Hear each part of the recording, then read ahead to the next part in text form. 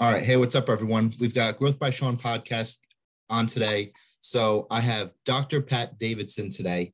So how Pat and I got connected was actually through Mike Holmes. So Mike and Pat actually went to school together at Bridgewater. I went to school at Bridgewater probably 20 years later. But yeah, Mike and Pat went to school together. I went out to dinner with Mike, and he was like, "Hey, look, you need Pat on the podcast." And I was like, "All right," reached out to Pat, and that was it. So Pat, how you doing today? I'm doing pretty good. Yeah. And it's always nice to be reminded of times past, you know what I mean? Like that you came up with and some of those memories. And it's been, I'm trying to think, like I was in the master's program with Ellen Robinson I started that in 2003, and I was basically there 2003 to 2005. So crazy. It has been almost 20 years since I started that program.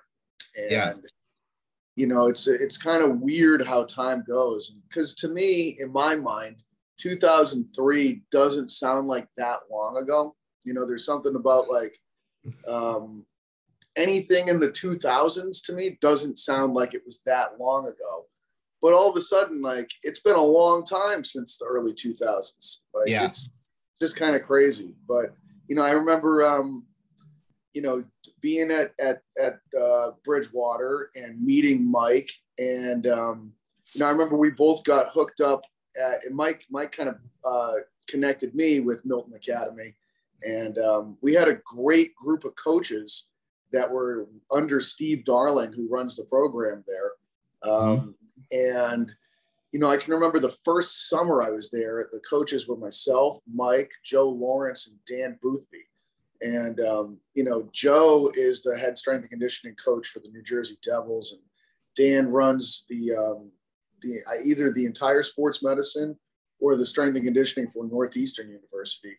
So we had a very strong crop of coaches in that first group of that summer strength and conditioning program at Milton Academy. And I really enjoyed those times. So it's great to think about that particular phase of my life. Yeah, I didn't want to try to show your age or anything like that. I thought that's where you were going with it at first. Oh, I'm in my prime. But yeah, when I was at Milton, because I was at Milton with Mike probably in 2016, and it's still Steve there. Yep. So he runs a pretty good program, and all the athletes there's some really good athletes there. But yeah, I know you gave us a little bit of background, but do you want to give us just any more kind of background or anything that you want to share just about you? And Sure. Then we'll go from there. Yeah, and I know that we're going to be talking about psychology a little bit when it comes to athletes today.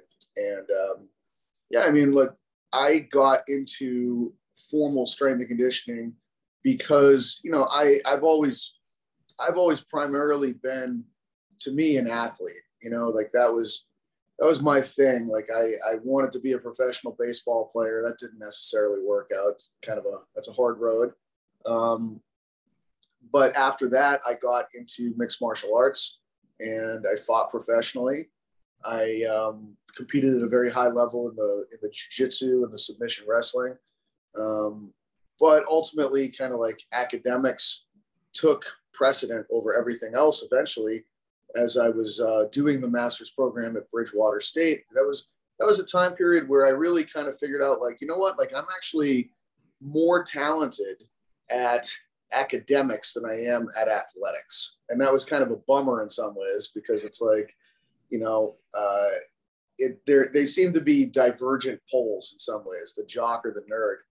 But it was very clear to me, like, you know what, I have a talent for being able to read, write, synthesize, and also like present information. Like this is really where my skill set for life lies. And, I ended up really kind of wanting to be Dr. Robinson. I think that when you're around her, she has an energy and a vitality to her that's contagious. And, she's always got a little pack of bees following her around in terms of the students in those programs that are like super into it. And, you know, that to me was like, she was a role model and somebody that I wanted to kind of emulate. So I kept pursuing academics, and I really only applied to Springfield College, and I only applied there because that's where she had done her PhD.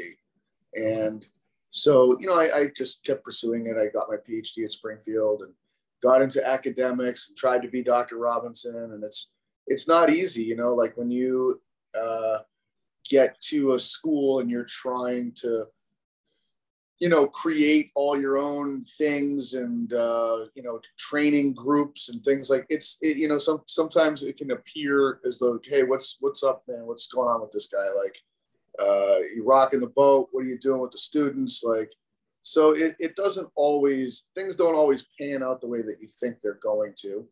But yeah, I mean, look, like I'm not unhappy with my career. I'm not unhappy with the direction that things have gone in. It's just always interesting when you kind of look back and think about the road.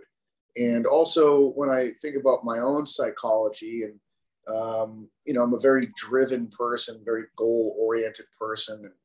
And oftentimes you'll get that with athletes. Of course, you can have the complete opposite as well. I think that, you know, so often people always think like, you know, there's like this athlete personality, and that couldn't be anything further from the truth. It's like you get the full bell curve of personalities that you get in the general population inside of the world of sports. Like you might have, maybe not, it might not be a bell curve in terms of shape. It might be a bit lumpy where you might have greater representation of certain archetypes within there, but you will get the full spread of some people being very goal directed, other people being kind of aimless, but incredibly talented. You know, you can get crazy people, you can get, you know, like I said, you can get the full spectrum. So it's always difficult to say that there is a personality type that fits athletes. But I would say that there's probably techniques that can be used to be able to help direct athletes towards more of a goal-centric approach, which can be useful from the standpoint of having them adopt lifestyle and behavioral changes that may be more beneficial for them to have a longer term career. So what are some of the, like, I mean, that's a lot to take in right away, but so what are some of the like most difficult things that we have to do to change like a habit? Because changing a habit is one of the hardest things we can do. What are some of like your, I'll call them techniques or ways that you look to start to implement a change for someone? Sure. And I would agree with you. I think it's about as difficult as anything you could possibly imagine in life. And whenever you're doing this process, it's always the same stage, like stepwise stages of things that you have to go through. And it's the process of going from unconscious incompetence to conscious incompetence to conscious competence, and then finally unconscious incompetence.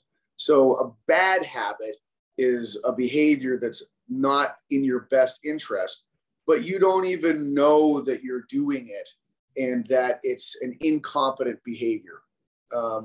And then, so someone needs to step up and make you aware of this, which is not a pleasant experience to do. Like, you know, you're basically the person that comes along and tells somebody that they have food in between their teeth. Okay. Someone needs to do that. That's not an easy thing to do. And if you're going to do that, you want to first establish a base of trust with that person prior to being, the first thing that you do should not be to tell someone that there's something wrong with them, that they don't know is wrong with them. Once you've done that, this person now enters really the difficult stage. The next two are the difficult stages of they're consciously incompetent. Hey, I know that I'm doing this thing that's a problem, and I don't know how to do it right. Okay. And as a coach, this is where you're trying to step in and you're giving them drills or activities or whatever, so that you can begin to break this habit. And the person's not going to be successful at first. Like it's just, they don't know how to do the thing properly. But they keep working at it. You know, it's like if you've ever coached kids on Olympic lifts, like that, I think Olympic lifts are a great example. You know, they don't know that they don't know how to do it. You know what I mean? They have no idea that they're completely unaware of being able to do this thing. And then it's kind of like, hey man, that power clean that you think you're doing, that ain't a power clean. Okay. So we're going to have to like get rid of this jumping jack starfish, elbows down, kung fu grip catch, reverse purple. Like that ain't the show, brother. So, you know, then they're like, oh my good. It's like, hey, look at this video of this person that's really good at it. And now look at this video of you. You see how you're terrible and they're great. Like, so then like, they don't know how to just automatically do it. You know what I mean? Like, but if you've worked with kids with Olympic lifts, you might notice, you know, you keep saying the same thing to them for 2 weeks. They keep doing something pretty terrible, or like, it's such slow going. But then all of a sudden, like 2 weeks later, boom, like they just hit one and you're like, where did that come from? Like, and they don't even realize like, oh my God, that was so much better sometimes. Sometimes they do, sometimes they don't. But it's kind of like, it's whatever this process is of what's going on under the surface. It's almost like, you know, you're planning on growing a little flower or something like that. And the first thing you have to do is you put the seed under the soil. And you don't see what's going on under the soil. There's changes that are taking place that are, you know, not, you can't witness directly, you know? And I think that's what's happening if the person is actually being deliberate in practicing the thing that they're supposed to be learning. You're not seeing the competence yet, but the underground stages of building it out are taking place. Then all of a sudden you witness them do it right after this period of struggle. And you're like, oh my God, there you go. You got it. Let's keep doing that. And, you know, unless they're paying careful attention, they're going to slip back into the old stages of dysfunction. So you got to really stay on top of them. And if they continue to practice in a deliberate fashion and really pay attention and get reps in and all that kind of stuff, then all of a sudden, they will have ingrained a new approach to it. And that new approach is now their go-to method, and it's a competent approach. They don't have to think about it anymore. You know, so there are sometimes these time scales that you can think of when it comes to habits. I don't know if it's true of all habits, you know. Okay. You know, sometimes you'll hear 28 days, you know, 4 weeks, something along those lines. You know, the initial phases are the most difficult. It's a very uncomfortable process. People can be insecure about the thing. So I would say, like, you know, overall, if you're thinking about this and helping guide someone through the process of habit change, there's a few things to really be aware of. One is these stages of learning and adopting a new approach. 2 is that there is a time course for it, and you cannot change that. Like, just because you want them to learn it faster doesn't make any difference. You know, every farmer in the world wants their crops to grow faster, but they're not going to grow any faster than what they're biologically capable of. And all you can do is give the right amount of sunlight and food and water. You know, just go through the proper process. Have a process-centered approach when you're dealing with this kind of stuff. And from there, it's just sort of like, you know, again, support the person. Don't be critical of them as they're going through this. They're, you know, you can have constructive feedback, but oftentimes it helps to bookend that constructive feedback with a supportive message. Because when someone's struggling with something, the easiest way to diffuse them and make them probably give up is to further make them feel bad about themselves as they're doing this. So I think that those are really critical pieces. The other thing I would say is with habits, there's a habit loop that is a known thing within the psychology of this stuff. And so you have a stimulus, a habitual behavior, and then some kind of a reward that actually takes place. And that's what creates the loop. Otherwise, if there's no reward, then it doesn't actually create the loop. And like, there's weird habits, you know what I mean? Like, there's like nail biting and, smoking and things like that. You're like, what's the reward? Well, there is a reward. Like, nail biting has the sense of the sense of actually finishing something rides along with nail biting. Like, you actually bit all your nails. Okay. And there's a level of gestalt satisfaction that comes from finishing something. Smoking has a chemical response where the person feels a nicotine buzz in the beginning. And it also actually incorporates some deep breathing, if you think about it. And oftentimes the person gets a break from a situation they don't like. It's like, I'm in this place I don't like. I'm at work. I'm going to take a break. And they get deep breathing in. Sometimes they have socialization with someone else that smokes with them. So there's weird rewards that kind of get built in. The main thing is that rewards are sensory in nature. You get a sense of fulfillment, a sense of a chemical response.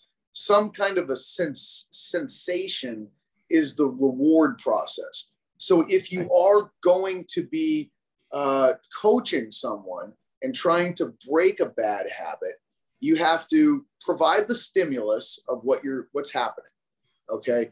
And that might be, hey, we do the Olympic lifts on this platform. Okay. When we're on this platform, and that's a great way to change it as well. Like, if the athlete has been working in a different part of the gym, you're going to specifically bring them over to a new place, change the environment a little bit and say, hey, when we're over here, this is what we work on. So now the stimulus is like, we're in this special place. All right. Now you work the behavior, but at the end of it, you have to give them some kind of a reward. And look, like you can be creative when it comes to rewards. It could be a compliment, it could be a pat on the back. Hey, maybe if you've got like a Gatorade or something like that, that's the time you give it to them. Sugar is a very well-used reward system with laboratory animals where you're trying to get them to change their behaviors. I would say that those to me are oftentimes the really big hitters when I'm thinking about utilizing the science behind habit formation and habit change processes. Now, kind of like a little bit broader of a question coming off of all of that. What percent, if you were to give this like a percentage, what percent has to come internal from I want to make a change, and what percent would have to come from like external as a coach? I mean, that's a great question. And I think that sometimes we get into this binary thought process of everything's internal, everything's external, whereas there's really a lot of back and forth between those two things. Like, if the coach values something, then the athlete will oftentimes begin to value that thing as well. It's really more of a cultural paradigm in my mind than an internal external thing. And, that to me is like, if you have a weight room, you have to define the culture of that weight room. And, so what do you value? And so that to me is really more the discussion point in terms of being able to create actual change with an athlete. So to me, like, if you're going to think about what it is that forms cultures in general, cultures are based on sharing, shared values, shared music, shared food, shared clothes, shared language. Those are 5 big hitters of cultural practice. And so, if I'm thinking about the actual physical behaviors of exercise, to me, I want to have a culture of doing things in a very technically sound way, full range of motion, doing the exercises properly, just everything should be done the way that it's supposed to be done. And, so you might have slogans up on the wall that are in correspondence with that. Like you might paint something on the wall that says like, the way you do anything is the way you do everything. You know, the music choices could be specific to that. You know, you could, hey, if it's not a full range of motion squat, it doesn't count. And if you really ingrain that thought process into primarily the leaders of your team, their heads, then they oftentimes disseminate that down to the bench players and everyone else that's involved on the team. And then it becomes this shared value. And that has so much more strength to it as compared to, you know, an individual, like whatever an individual value is. Like, I mean, quite honestly, that which we like as human beings, like it doesn't even make sense if you really think about it. You don't really like something until someone else likes the thing most of the time. Okay. There's very few inherent things that you just biologically were born into liking. Okay. It's almost like you learn to like things. So whatever it is that the culture values, the individual will begin to value at a very high level. I mean, the first thing that came to mind, especially when you said like clothing, like it's not just like, oh, I just love Gucci when I came out of the womb. Like that isn't how it is. Like you see someone else wearing it and you immediately like it because they have a higher status or something like that. So that's kind of like the first thing that I thought of. So how do you kind of set the tone for a weight room when you're first going for a new weight room, I should say? So how would you start there? I mean, and again, I think that you have to think about every one of those factors. If you're thinking about, and to me, if I am building a weight room, the cultural element of it is the most important thing. And you hear this a lot, but then you don't hear the follow-up discussion on what is it exactly? What are the subsystems that actually are associated with what a culture is? And so again, like, look, like even like if you think about, think about different cultures across the world. Like you can picture the architecture being associated with it. So even the equipment choices make a big difference, and the layout of that equipment and the colors and the symbology that you have. You know, I oftentimes think like one of the early real, like Louis the 14th is oftentimes brought up as someone that really understood the power of symbology. You know, he's referred to as the Sun King in French history. And it's because he had this iconic image of the sun attached to everything that was his, you know, on all of his clothes, on his, in the palace that he was in, like in Versailles, like he was, the sun became his symbol, his image. So I oftentimes think like you need an image that really captures it. And it speaks so much faster and more powerfully than a name even.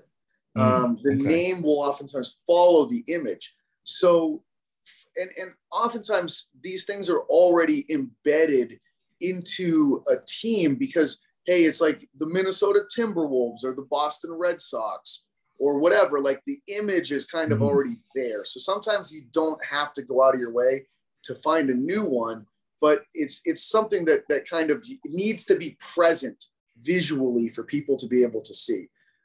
From there, I would think that like, you know, organization and spacing of the equipment and just the visual presentation of how it's laid out is important.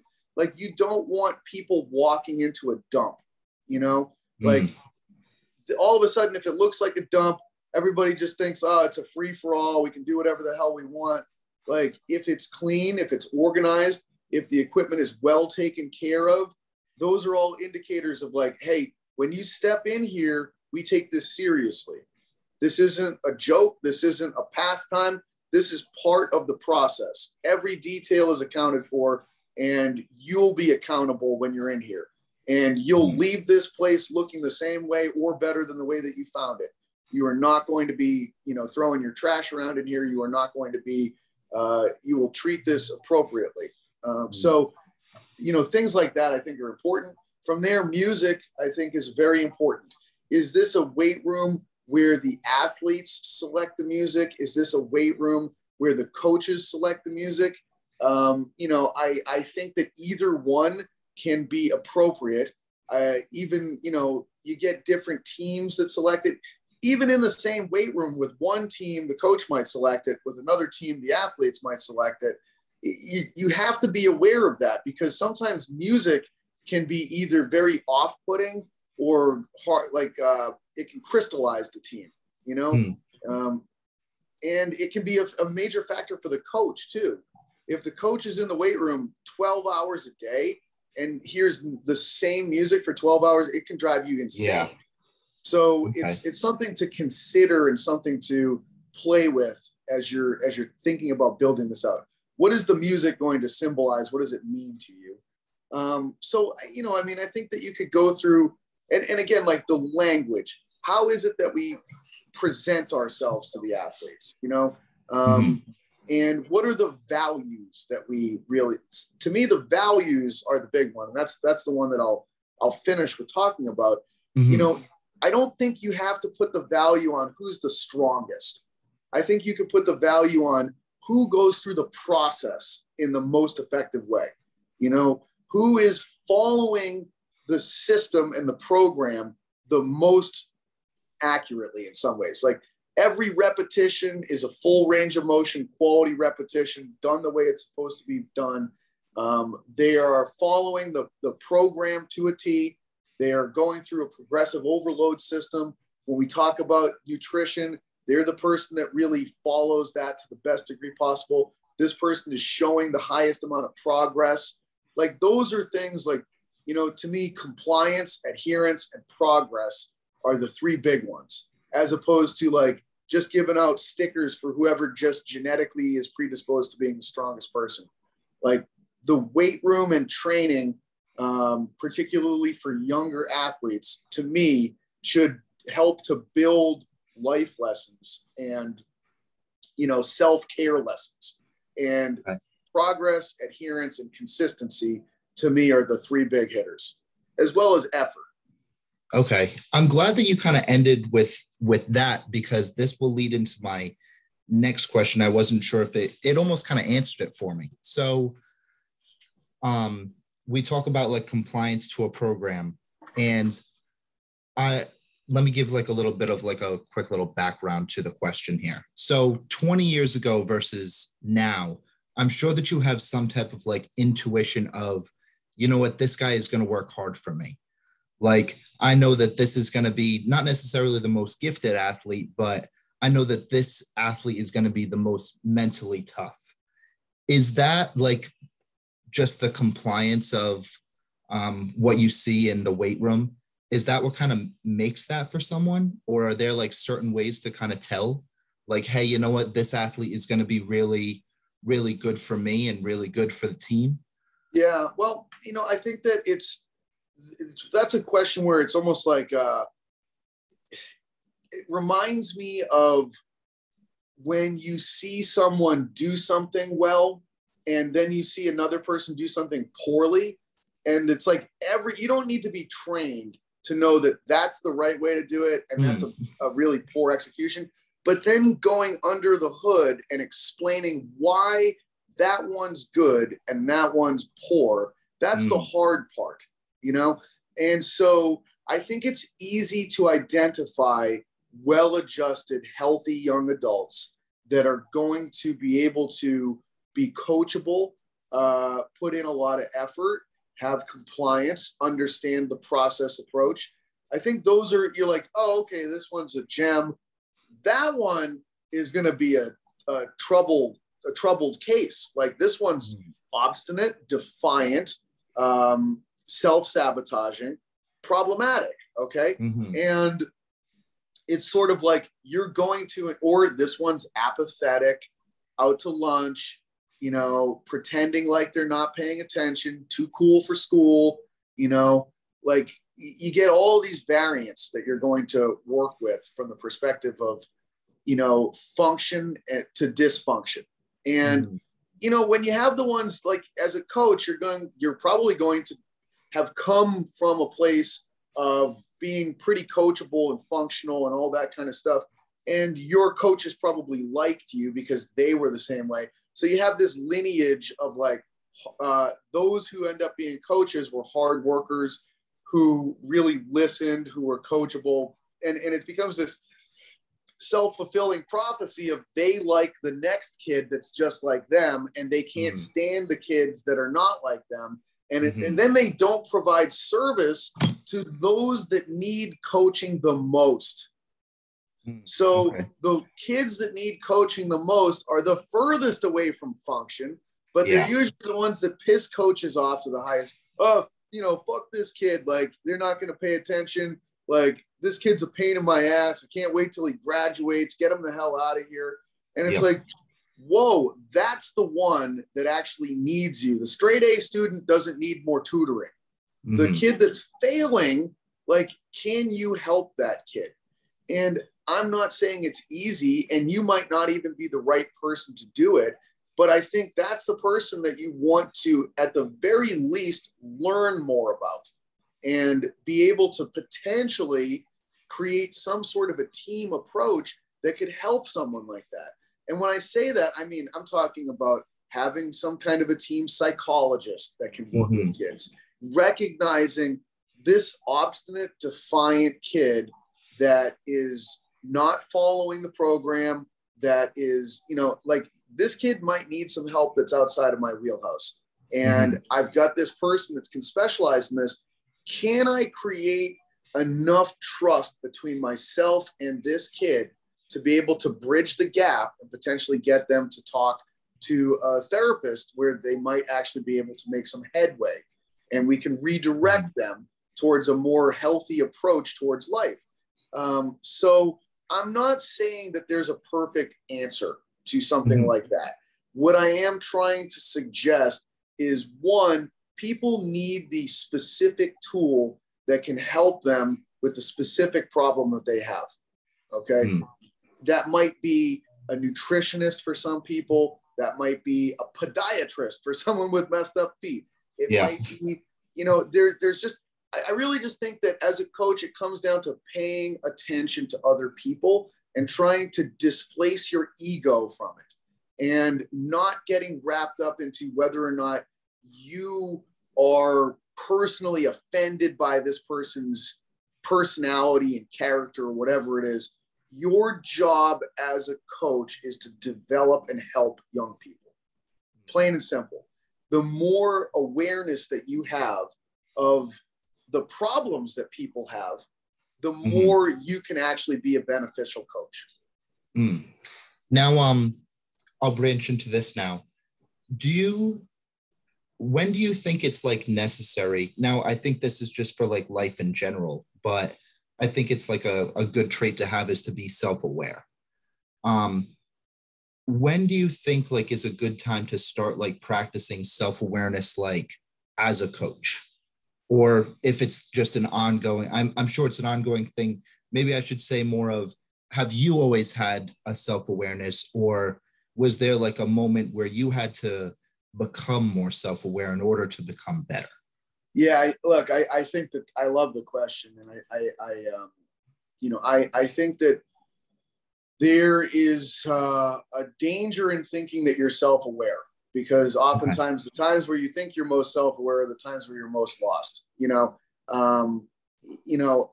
kind of, how much are you in your own head with all of your own crap banging around? But like, how much are you focused on that versus how much are you focused on the external world?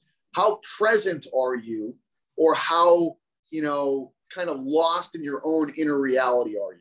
So I think that's oftentimes the question. And I would say that when stress increases, when you have things that you're, like if you're hungry, angry, lonely, tired, that's never a good place to be from the perspective of being present for other human beings. Yes. Okay. So like, number one, if you're practicing good self-care, you're probably going to be able to be more present to other human beings. If you are in a pretty good place in your life from a relationship standpoint, you're probably going to be able to be there for other human beings to a greater degree. If you are not stuffing feelings down inside and not addressing them, then you're probably in a pretty good place with other human beings. If you're able to take a look at yourself and fess up to all of the things that you don't like about what you're doing right now, you're probably going to be in a pretty good place with other human beings. So I think that, to me, the world is like a lot about mirrors. Okay. So are you taking good care of yourself? If you are, then you're going to be able to see other people that are taking good care of themselves or are not taking good care of themselves. Are you being honest with yourself? If you are, you're going to be able to be honest with other people. Are you, like those are some of the big hitters to me. And so most of the times things have to start with yourself. If you are really in a place where you are functioning as a really high level adult human being, then you're probably going to be able to function as an appropriate person with other human beings, Yeah. When that's not the case, though, oftentimes then what can start to happen is people can layer on things like distractions, delusions, and, denial, quite honestly. And whenever you're living with those like 3 superimposed D's in your life of distraction, delusion, and denial, then you might think that you're great.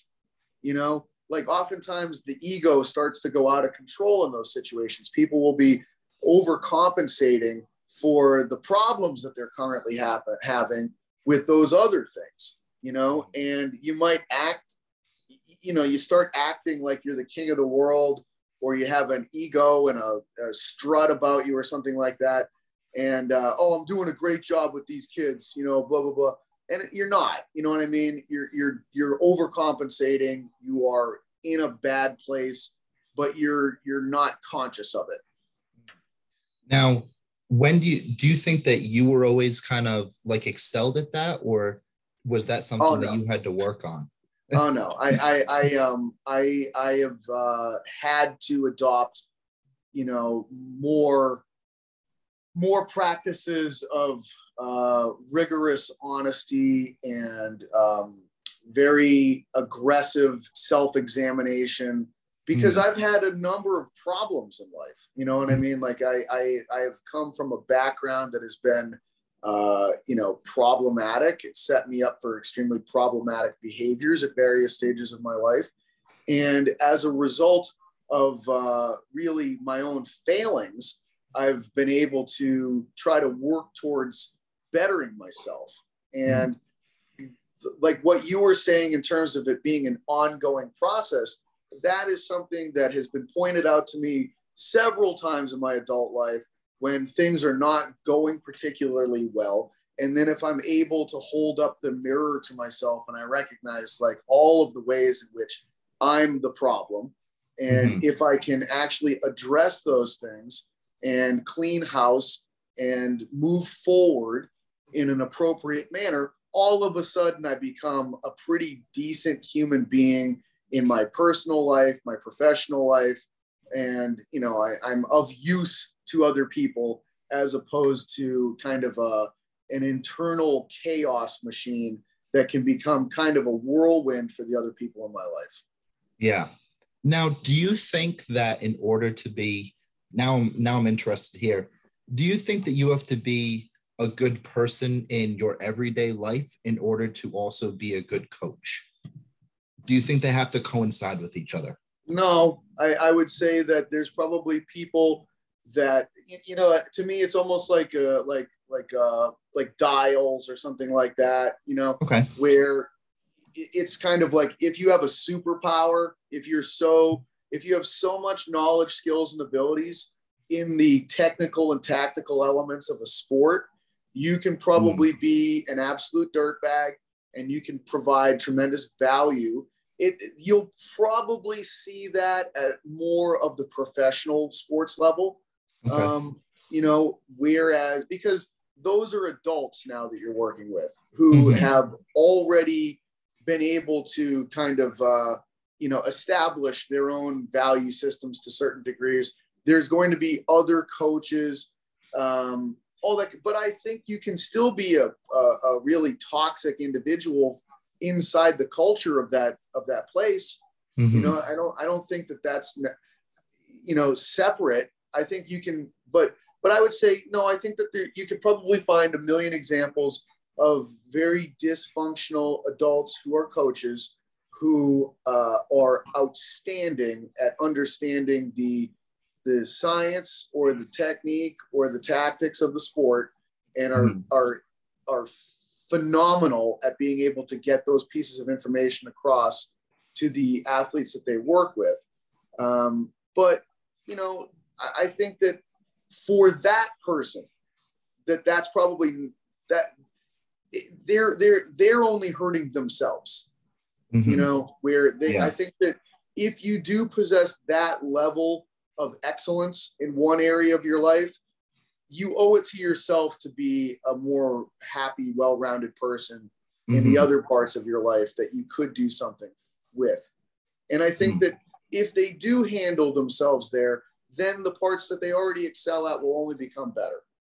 Yeah, I think it comes down to some type of, I want to say compensation, but in terms of, okay, I'm not happy here, so let me go and do everything I can to go and, I'll put quotations around it, but be happy here, like excel in just my, in just my wealth or just my career.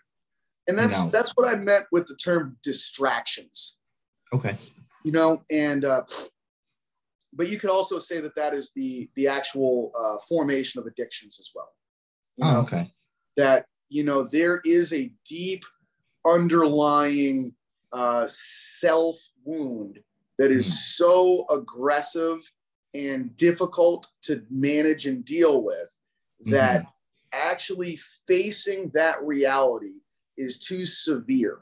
And as a result of that, there's things that you can build into your life that are so powerful that they distract you from ever having to face that gaping wound that's at the center of your being. Now, let me ask you, so let me make this one of our last questions before we start to wrap up here. So when would something like your ego be in the way, as a coach, in terms of I can no longer help this person? Is that something that's kind of intuitive? I've done my best here and now I don't know if I could help them, or right out the bat, it's just out of my scope. How do you kind of determine that? Well, I think that's a great question. That's a really difficult question to try to answer. And I don't know if there is a singular answer to that, but I would say that might be one of the hardest questions for any individual person to really be able to cope with and deal with. And to me, I try to have objective information for as many areas as I possibly can, so that if one of my favorite books that I ever read was called The Emperor of All Maladies, The Autobiography of Cancer. And with that, there was a point at which there were, there's cancer docs that are kind of on the side of chemo and radiation. And then there's the surgeons. And there was this battle between them, who's more impactful at being able to eradicate someone's cancer, the surgeon or the chemical people or the radiation people. And, one of the premier researcher physicians at the time came up with this great quote, which was, "In God we trust and all others must bring data." And he was trying to say that, there's so much theoretical nonsense and mumbo jumbo that we're constantly spewing back and forth at each other.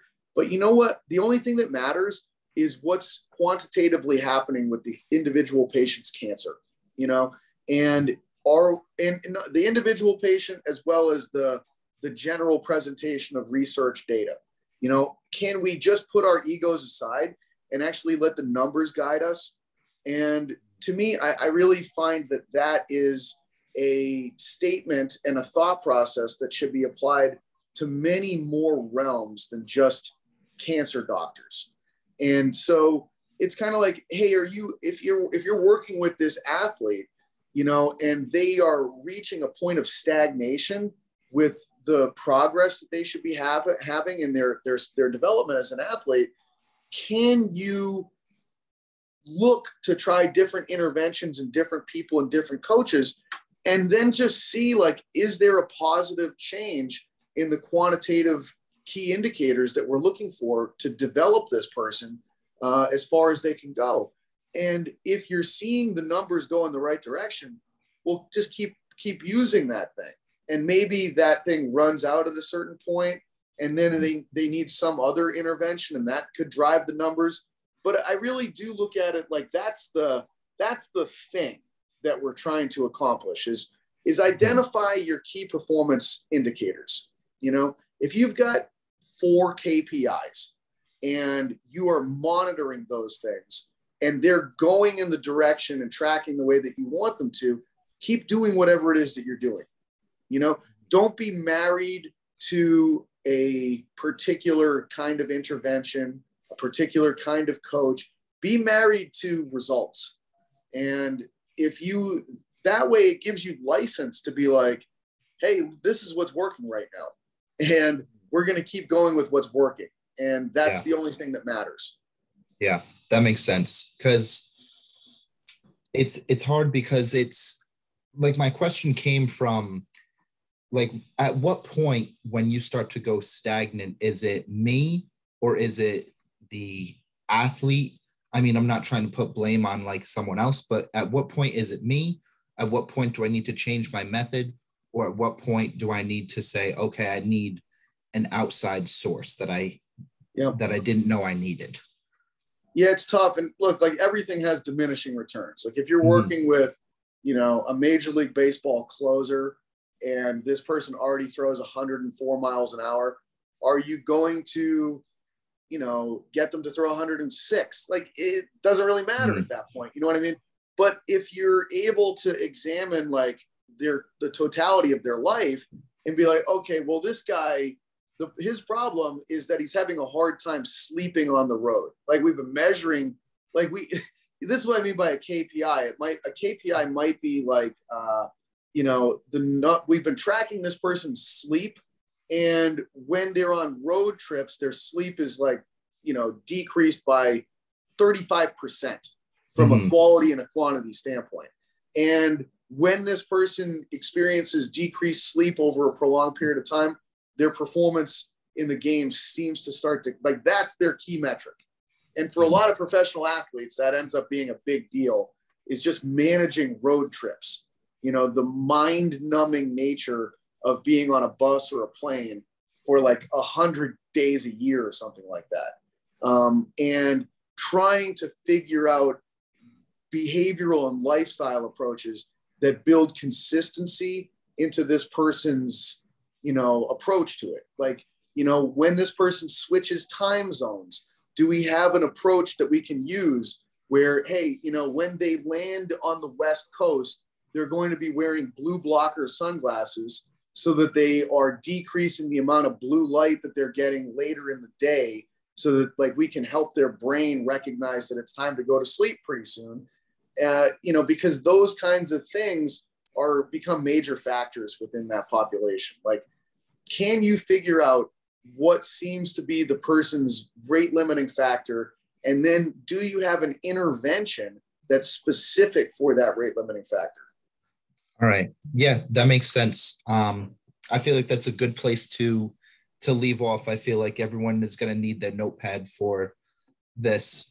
So are you currently accepting anyone to work with, or?